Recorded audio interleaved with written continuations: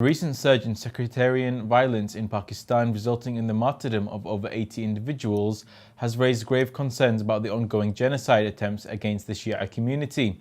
This escalation appears to be a strategic deflection from the systemic violence faced by Shia Muslims in the country. More details in the following report. The violence erupted last Thursday after gunmen ambushed two civilian convoys marching at least 80 Shia individuals, including women and children. The incident evidently led to an escalation of anti-Shia sentiments, resulting in assaults that further claimed at least 82 lives, including 66 Shia. These clashes persisted for several days, prompting around 300 families to flee the violence. Local authorities reported that mobile networks were suspended and traffic on major highways was halted. The Khurram district of Pakistan, which holds a significant Shia population, has witnessed tensions and reoccurring Shia genocide. The Human Rights Commission of Pakistan documented at least 79 fatalities resulting from violence between July and October 2024 alone. The repeated patterns of violence indicate attempts to undermine the Shia community in the region and push the population into its limits. In response to these tragedies, prominent Shia religious authorities and pro-Shia international organizations have condemned the attacks. The Shirazi-affiliated Shia Rights Watch condemned the massacre, holding Pakistani authorities accountable for failing to protect Shia communities.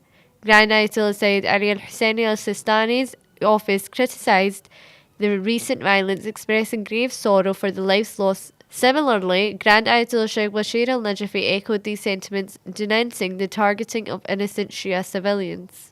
As protests erupted in major cities like Lahore and Karachi against the violence, the need for urgent international attention has become paramount. This recent escalation not only highlights the immediate threat to Shia lives, but also points to the broader systematic issues of terrorism that must be addressed to prevent further atrocities. To discuss this further, we have with us Director of Shia Rights Watch, Mustafa Akhwand from Washington. Assalamu alaikum. Alaikum salam. Thank you for having me. Thank you for joining us today on Shia Waves. Given the recent surge in Shia genocide, how do you perceive the relationship between this violence and the ongoing systematic targeting of the Shia community in Pakistan? Well, the anti-Shiism in the Pakistan is not isolated, but is a part of the systematic pattern of targeting designed to isolate, marginalize, and silence the Shia communities. As you mentioned in your reports, many of the families are fleeing the region because of that, and a lot of families are losing their loved one and losing their business for that matter. We have to focus that this is not, even though we have to look at the individual reports, but we have to look at the bigger picture of the news and this structural discrimination that is happening in Pakistan. The state negligence is the one who's fueling this discrimination and is fueling this pattern and creating so many easy movement for these extremists to be able to target the Shia Muslims in different areas. Can you elaborate on how this escalation may serve as a distraction from the broader issue of genocide against Shia Muslims worldwide? Well, Shia in Pakistan are in everywhere in the world, and they are helping different communities all around the world. So this will impact not only the Pakistan, it will impact every Shia, a feeling of every Shia in every country. And for us as a Shia Muslims to not be able to help the Shia in Pakistan is one thing that we are looking forward to see. And the issue is that since Shia are not violent and trying to be peaceful and working with the different governments and working with the different civil society and groups, it will impact them hardly to not be able to help the community.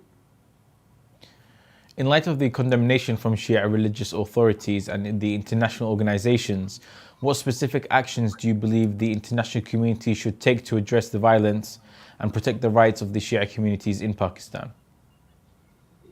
Well, as the Shia communities, we have to educate ourselves about the Shias in different regions, Pakistan in particular, because we have seen a lot of killing that is happening in Pakistan. For the international communities, the the official recognition of genocide, which genocide these recent years has a different definition, and it become a very selective toward the different communities. If the international committee put their effort to recognize this genocide against the Shia Muslims, that will give leverage to the Shias to be able to work better with the different governments and obligate the governments to protect the Shia Muslims. At the same time, economic and diplomatic pressure from different countries will help and put the pressure in the Pakistani government to be able to protect the Shia communities. This can be a sanction, this can be a sanction toward the entities or the individual. Independent investigation is another thing that we need, especially in Pakistan.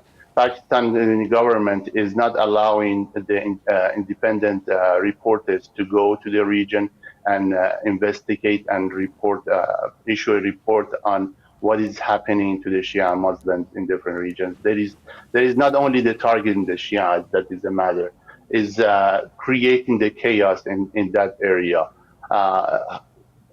Giving this trauma to the families of these victims is one thing that is not reported. Supporting the civil society and advocacy group is very important. For the civil society and advocacy group to be able to work in different areas, especially particularly in Pakistan, we need to have a financial, legal, and technical support that can help us help the Shia communities. There are so many organizations who are working alongside of them is the Shia Rights Watch, that we are doing our best to identify and issue reports on those violence and the anti-Shiism that is happening. Public awareness campaign is another thing that the media, such as Imam Hussein TV, is doing, and the different organizations are doing as well. We have to educate the world of what is happening against the Shia Muslims. The anti-Shiism is something that has to be used repeatedly in different medias, in different social media. Everyone with the social media has to be able to create a campaign and create the awareness of the anti-Shiism and tell the world what is happening. We have seen news in different regions, but when it comes to the Shia Muslims, we don't see that much from our people, our communities, and the civil societies. This could be because of so many political issues or lack of resources that the civil society and advocacy groups they have. Monitoring and reporting mechanism. People in the different region, they have a cell phone, they have tools to be able to report those incidents to the civil society organizations. We are not everywhere, so we need the help of the communities to report us what is happening. It's our job to get those reports, analyze it, and work on it, and be able to create a report that can be presented to United Nations, can be represented to the different countries to put the pressure and sanction against the Pakistani government.